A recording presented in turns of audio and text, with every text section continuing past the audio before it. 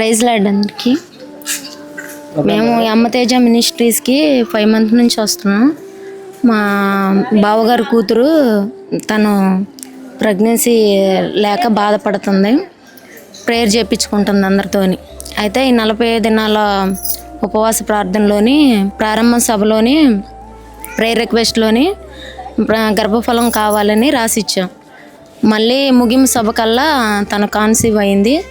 దేవుడు ఎంతగానో కార్యాలు చేస్తుండో, దేవుడు ఖచ్చితంగా అద్భుతాలు చేస్తుండో. మీ అందరికీ నా వందనాలు. నా పేరు వెంకట నరసమ్మ, నా భర్త పేరు కిరణం. మాది తిరుగురు. నేను గర్భఫలం గురించి ఎన్నో మందిరాలు తిరిగాను.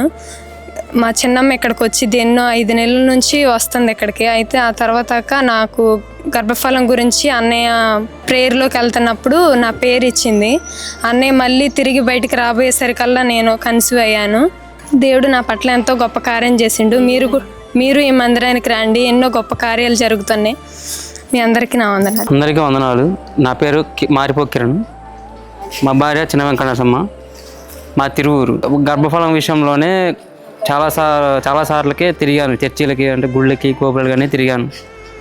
తిరిగి హాస్పిటల్కి కూడా తిరిగి అలసిపోయాను. కానీ ఇక్కడ అమ్మతేజ మినిస్ట్రీస్ ఇక్కడ మా అత్తయ్య మా బావ ఇక్కడికి వచ్చిన తర్వాత వాళ్ళు చెప్పడం జరిగింది ఇక్కడికి రండి అని. మేము ఇక్కడికి వచ్చాం. అందరికీ ప్రైజ్ లార్డ్. మరి బ్రదర్ వాళ్ళు తిరువూరు నుంచి వచ్చారు. 40 రోజుల ఉపవాసం ప్రార్థనలు మరి ప్రారంభ సభ రోజు మరి బ్రదర్ వాళ్ళ రిలేటివ్ తను సిస్టర్ గర్భఫలం కోసం ప్రేయర్ రిక్వెస్ట్ రాసి ఇచ్చారు. మీ అందరూ చూశారు. మరి 40 రోజుల ఉపవాస ప్రార్థనలో సేవకుడు కన్నీరు గార్చి ప్రతి ఒక్కరు ప్రేయర్ రిక్వెస్ట్ ఫామ్ మీద చేతుల నుంచి ప్రార్థన చేశారు. మరి దేవుడు చాలా అద్భుతంగా మరి వీరి విషయంలో గొప్ప కార్యం చేశారు. మరి ఈరోజు వీళ్ళు సాక్ష్యం పంచుకోవడానికి వచ్చారు. మరి సిస్టర్కి దేవుడు అన్న ప్రార్థన ద్వారా దేవుడు గర్భఫలాన్ని తెరిచాడు. దేవుడికే మహిమ కలుగును గాక.